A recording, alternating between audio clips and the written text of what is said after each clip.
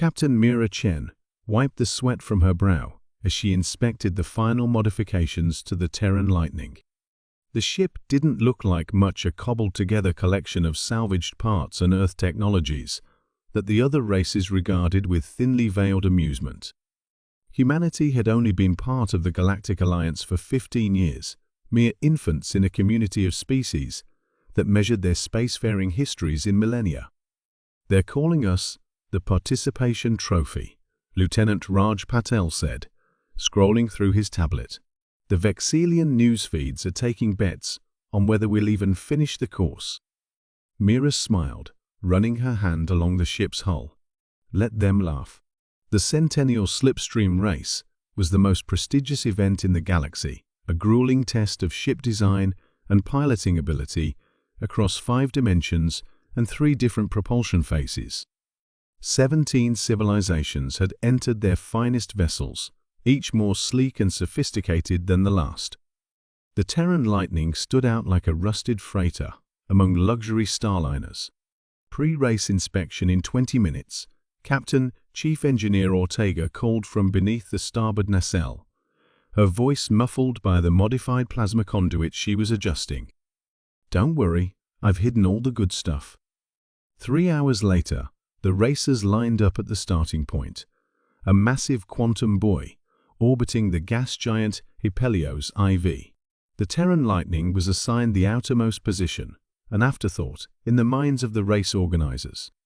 Councillor Zux Varik of the Vexilian Imperium, whose sleek quantum-folded vessel was the heavy favorite, made a point of approaching Mira during the pre-race ceremony.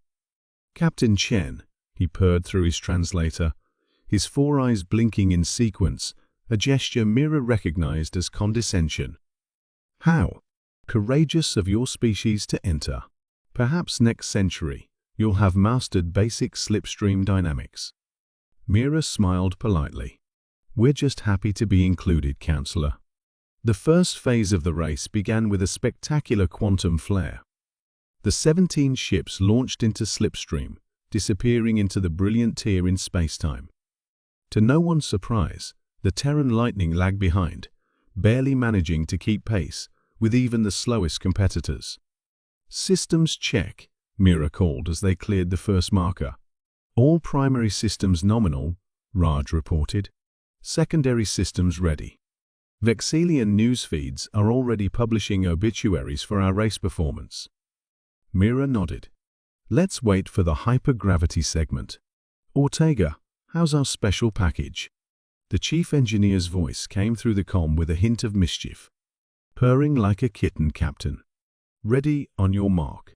The race proceeded through the first 4 checkpoints, with the Vexilian ship maintaining a commanding lead. The Terran Lightning struggled to maintain 10th place, occasionally dropping to 12th when passing through particularly challenging stretches of dimensional folding. Then came the hypergravity segment, a treacherous passage through the collapsing remnants of a neutron star. Ships would need to navigate the crushing gravity wells while maintaining slipstream integrity. "Now, Ortega," Mira ordered as they approached the segment. Deep within the Terran Lightning, systems that had remained dormant during inspection hummed to life. The ship's unremarkable exterior remained unchanged, but inside, revolutionary technology activated human innovation at its finest. "Activating gravitational inversion matrix," Ortega confirmed. The Terran Lightning surged forward, riding the gravity wells instead of fighting them. While other ships expended massive energy to resist the pull, the human vessel used it, converting gravitational force into propulsion through a technique no other species had considered viable. Race observers watched in confusion as the human ship rocketed past competitors, overtaking the Vexilian vessel at the segment's midpoint. "Impossible," Councillor Zixvarik sputtered as the Terran Lightning pulled ahead. By the time they cleared the hypergravity segment, the human ship had established a lead that grew through the final checkpoints. Mira's crew executed maneuvers that defied conventional slipstream tactics, using techniques born from centuries of human aviation history rather than established galactic doctrine. When the Terran Lightning crossed the finish line, 17 minutes ahead of the closest competitor, the silence across galactic communication channels was deafening. At the award ceremony, Councillor Zhixvarik approached Mira, his chromatophorus flushed with embarrassment.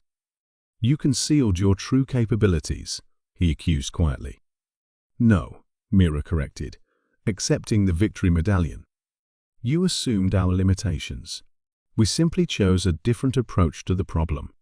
She smiled. "Perhaps next race, you'll be less quick to judge human engineering." As news of the human victory spread across the galaxy, the term "pulling a lightning" entered the lexicon of multiple civilizations, a phrase that would forever remind them of the day they learned not to underestimate the ingenuity of Earth.